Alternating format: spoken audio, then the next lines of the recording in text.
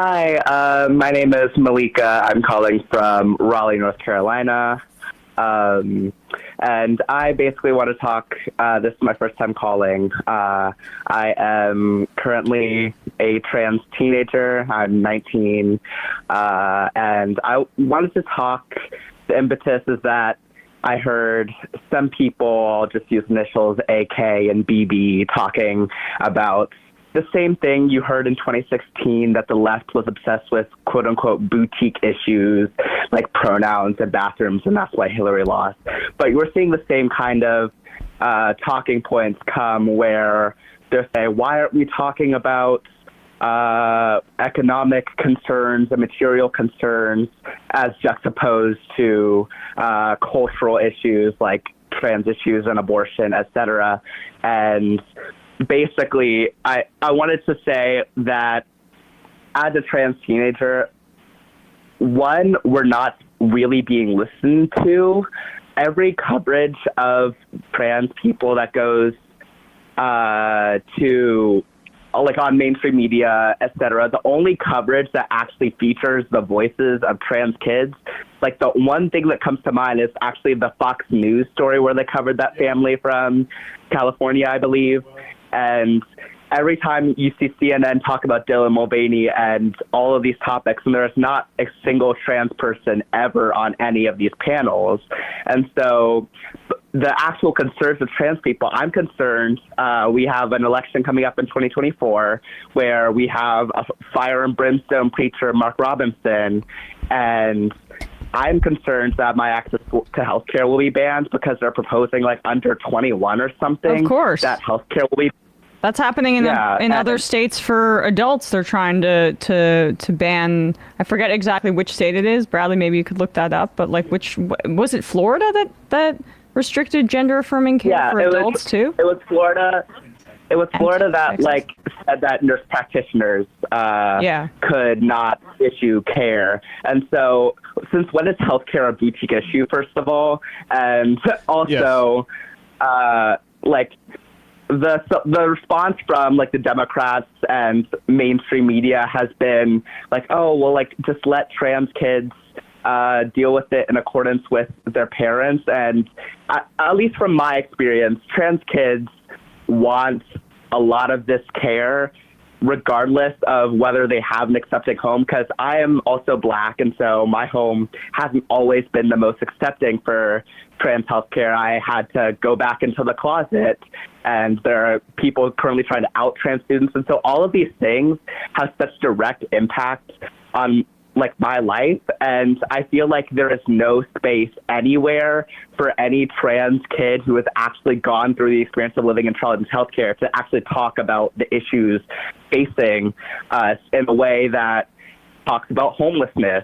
40% of the homeless population is LGBTQ, and talking about healthcare and talking about job discrimination. Like, yeah, we have Bostock, but how tenuous is that when Lori Smith can discriminate on a hypothetical website that she never intends on creating? Yeah. I mean, just the nature of when you say boutique issue, I don't know exactly what you're referring to, but I mean, because an issue is, well, I mean, just to address it more generally, if an issue is about a minority group's healthcare, you could call that boutique. I mean, I would say that's fairly right-wing framing, but what it really is it's an issue set for a minority. And like, we said this before, but to cave to what the majority wants or what the majority is comfortable with as it relates to trans healthcare, to put those issues aside, is to essentially cave to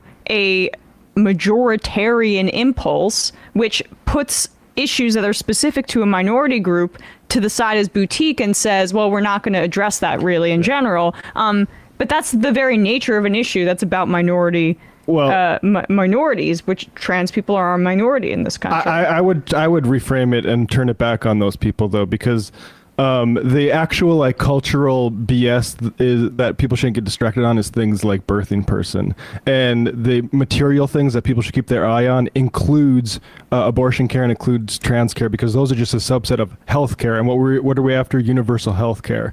And you don't have universal. And so the idea that people can't be trusted generally with universal health care, the state to provide them health care, is the same idea, just more particular when you say women can't be trusted to get abortion services, or trans people can't be trusted to pursue trans health care. So it is not like, I agree that you need to focus on material things. The people that are doing that and focusing on bullshit are the ones not following their own advice. And you know, the argument too that and I've heard this same argument, Moika, that in some way that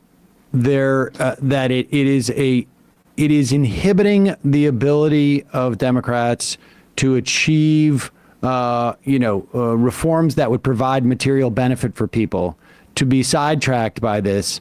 There is absolutely no support. It's the exact same argument, frankly, that we heard from, it was Hillary Clinton was one of the major espousers of this in 2004, that we should back off abortion rights because it is inhibiting the ability of Democrats to attract people, and it is and we should say abortion rights were considered more secure than the rights of trans people at this time. So it was more, it's even less tenuous. And what it did is it softened up the ground for what we ended up seeing with the Supreme Court. It also did not attract any voters whatsoever. And we now know that when you have an issue where the American public is, is supportive, and even if the American public is not supportive of every single sort of like element of trans rights, the fact is the American public does not think this is an issue. And if the Democrats, if the argument that we hear from different quarters on the left of center is that fighting and defending trans people's rights is inhibiting Democratic getting elected, I would argue that, in fact, on the contrary, the more Republicans attack trans people, the more this is a winning issue for Democrats, at least in the context of national elections. I mean, in deep red states, and North Carolina, is not one, but there is certainly, huge sort of red elements there. We're going to see trans rights trampled and attacked, and trans people, both eliminationist rhetoric and, actions. But in terms of like what the federal government can do down the road and in changing people's minds about this, pressing the point, I think is helpful for Democrats, yes. On a national level. To Sam's point, too, there has not been any empirical evidence that shows that advocating for trans rights hurts Democrats electorally. In fact, it's been the opposite. That's what the 2022 midterm show. So if you're still making that claim without that empirical evidence, that kind of just lends credence to accusations that it's really just you that has the problem with trans people, not generally what your read is on the population. And so it's not a boutique issue to focus on trans health care, because gender affirming care is health care in and of itself. And it's a false notion that you can separate the care and the emancipation of minority groups from other, material, class-based political issues. If we could live in that reality and you can segment it like that, maybe you'd have an argument. But like, we live in reality as opposed to something that's more like working backwards from your discomfort with trans people and then making a political argument based on that. All that said, Moika, none of this, the broader political implications don't necessarily help your situation. And, I'm sorry that you're you're dealing with this sort of the stress about, whether you're going to be able to get health care over the course of the next couple of years. And hang in there. I can't imagine that it's been an easy road for you. Yeah, thank you. And I am fortunate enough to where I have had at least one supporting parent who has given me the ability to transition, and like all of my friends at school, and they were really losing us because like nobody has an issue with me like using the women's bathroom, and nobody has ever made this apparent to me. Like no professors, no teachers, no like random people. Like the only time I've ever gotten somebody to say something is when I've actually used the men's restroom one time. And so it's really just disconnected. It strikes me as disconnected that I'm supposed to distrust my entire lived experience as a girl to like appease the narrative that like, there are like a lot of concerned parents that have issues over this when I don't see any evidence of that anywhere. That's code. That's code color. I'm sure you know this, but I mean, that's when people say like, oh, you're grooming the kids against the parents' wishes. What that is code for is you aren't telling the probably bigot parents that their kid is going by they, them now instead of he, him. Like that's the parents element to it. Mm-hmm. If you don't mind me asking, were you able to access care easily as a teenager? So it wasn't easy as a teenager. In fact, there was like a wait list of like at least a good half a year just to like get a consultation for like the potentials of care. That was a half a year. And then you had to go through I had already been talking with a therapist for upwards of 3 years. And so I had to get an official letter from my therapist, multiple of them, a psychiatrist. And it was all a lot of like annoying procedural hurdles that I had to navigate at like 17. So like that's already an issue. And then additionally, once I actually got there, they were just, they applied the affirmative care model because what I've gone through all of this and you're going to tell me that I am not trans? Like that seems absurd. Like the amounts that I've gone through to just get access to a consultation is now being used to say that like everybody is transitioning, when I have friends who grew up and they quote unquote desisted and stopped identifying as trans and started living as their gender assigned at birth, and they never had any issues with trans people getting transition health care. And so desistance is in fact proof that the system, the affirmative care model, is working, that people who aren't really trans aren't getting trans healthcare. But in fact, a lot of people that are trans are being restricted from getting this healthcare, and that is the harm that is being caused. Yeah. Yeah. I mean, I think that, I am sure there are, undoubtedly, there are cases where people have regret. But that is the case with everything, frankly. Like any type of like public health or personal health decisions, it is always a cost benefit analysis. There is no procedure that is ever 100% safe.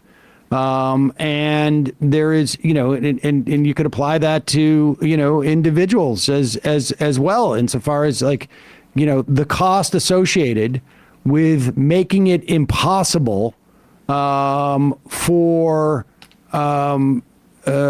trans youth to get, care is, undoubtedly greater than the opposite situation. I mean, it's just really that simple. Really, yeah.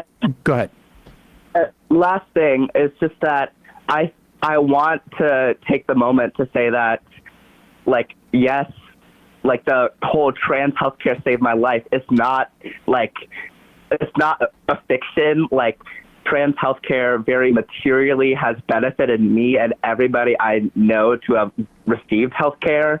Like, and I probably know more trans people as a trans person than everyone who has talked about this issue. Like, a lot of people are forced to talk about this issue and really they have no connection to it. Right. And trans healthcare is unequivocally like one of the best things that could have happened to me, and I've never been happier with my life living as a trans girl than when I was living in a closet. And in fact, I have more regret about the time I was convinced that being trans was going to be too much.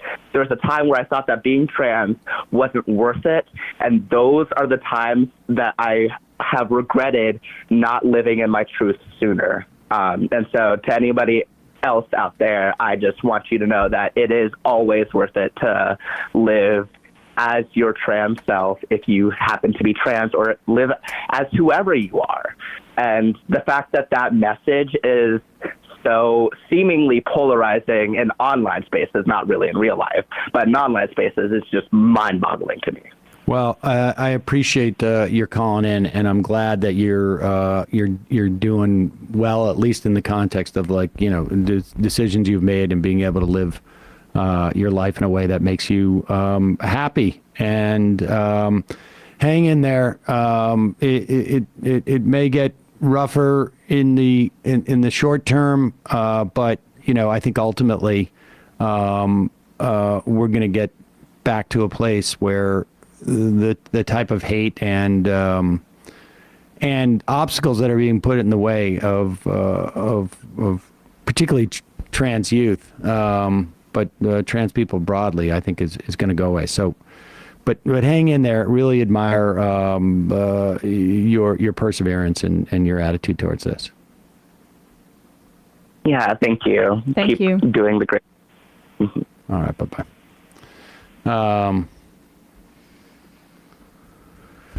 Impressive, you know, like to have to sort of, like, on top of just the difficulty in being a teenager, to have to navigate this stuff. Also, apologies for my camera freezing. I had my device and I updated my computer and now it's gone. So I got to reinstall that. Yeah. Oh, right.